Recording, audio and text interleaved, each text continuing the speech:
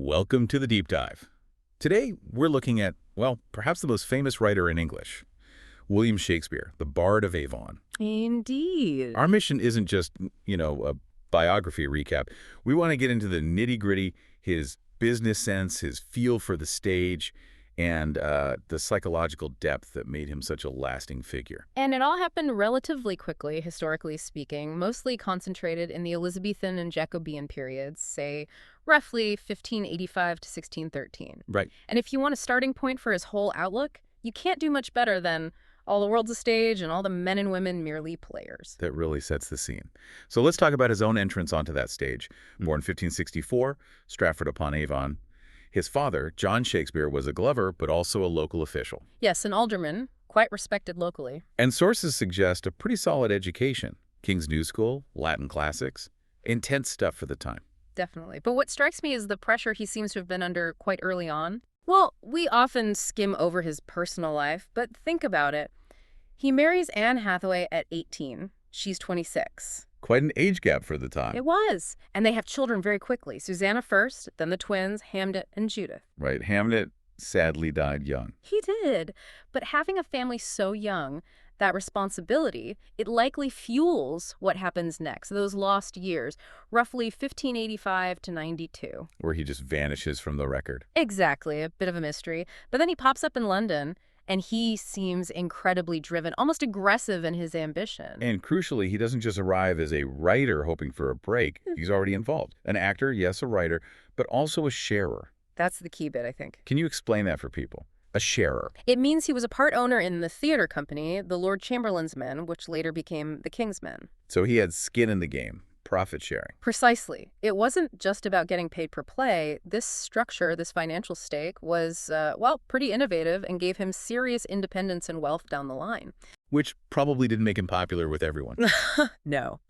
Almost immediately, he gets attacked. Robert Greene, another playwright, famously calls him an upstart crow in 1592. Basically accusing him of plagiarism or just being above his station. A bit of both. Greene saw this actor, without a university education like his own, suddenly writing these incredibly popular plays.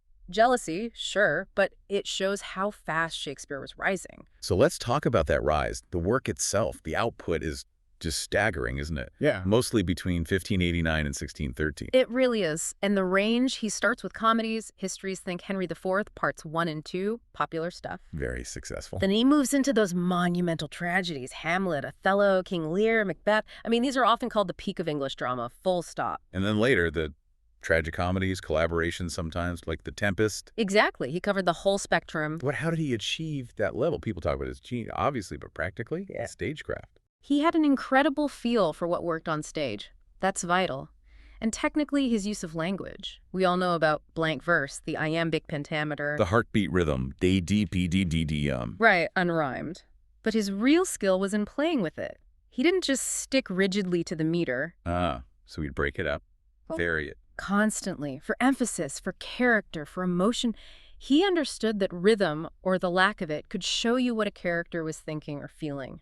Sometimes he'd just drop into prose for lower status characters or for moments of, sheer madness or intensity. That's a practical skill that translates directly to performance. And to success. This wasn't just art for art's sake. It made the plays compelling, dynamic. It made him money, enough to buy New Place, one of the biggest houses back in Stratford. So beyond the plots and the poetry, what's the core innovation that makes him, timeless? For me, it's the leap in psychological depth. Think about the soliloquy. Where a character speaks their thoughts aloud. Before Shakespeare, it was often just exposition. Telling the audience the plan. Okay, now I'm going to go do this. Right. A bit clunky sometimes. Shakespeare turns it into an internal battlefield. A genuine exploration of doubt, motive, fear, desire. You're not just told what Hamlet thinks, you experience his thought process, his turmoil. It's a window into the mind. That's the revolution. That focus on capturing something deep, something lasting. It's there in the sonnets, too, isn't it? That famous line trying to defy time itself. Oh, absolutely. Shall I compare thee to a summer's day? Thou art more lovely and more temperate.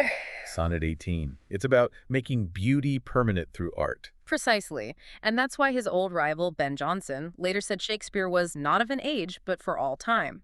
It holds true. His work is still this profound meditation on, everything. Love, death, ambition, jealousy, the passage of time. The big stuff.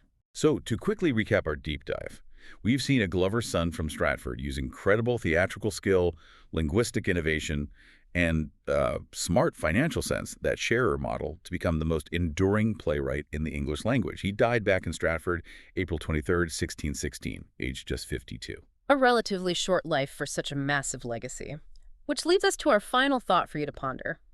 We know so much about his work, but surprisingly little, really, about the man himself. There's endless speculation, isn't there, about everything from his religion to his marriage, that famous second-best bed he left to Anne Hathaway. Always causes debate, that one. It does. So given all the unknowns, all the theories, what do you think is the biggest secret, the most profound personal or artistic truth that the bard managed to take with him to his grave?